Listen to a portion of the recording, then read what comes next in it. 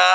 এবার নবীজি বিধা ধরে লইয়া পিছন দিকে ব্যাক করে দেখে, পিছন দিকে নজর করে দেখে মায়েশা রাদিয়াল্লাহু তাআলা আনহার গালের গোশত থরথর করে নড়ে, চোখের পানি টপ টপ করে ধরনার মতন পড়ে। আমার নবীজি বললেন, আয়েশা রে, কেন তুমি কান্দো, কি হয়েছে? মায়েশা ডাক দিয়ে বললেন, হুজুর গো, আপনি জানেননি, আপনাকে যখন আমি গোসল করাইতে যাই আপনি সামন দিকে ঢুকে পড়েছেন, আপনার পা দুটো উঁচু হয়ে গিয়েছে, আমার ডান পায়ের দুটি আঙ্গুল ঢুকে গিয়েছে, আপনার শরীরের ওজনের কারণে আমার দুটি পায়ের আঙ্গুল পেটে রক্ত বাইর হইয়া যায়।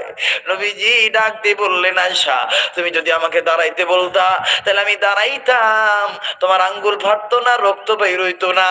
আয়েশা বললেন, হুজুর, ইয়া রাসূলুল্লাহ, ইয়া হাবিবাল্লাহ, আল্লাহর কসম করে বলি, আয়েশার তো পায়ের আঙ্গুল দূরের কথা, আমি আয়েশার কলিজা যদি পেটে যাইতো, আমি আমার স্বামী মুহাম্মদুর রাসূলুল্লাহকে বসা থেকে দাঁড়াইতে বলতাম না।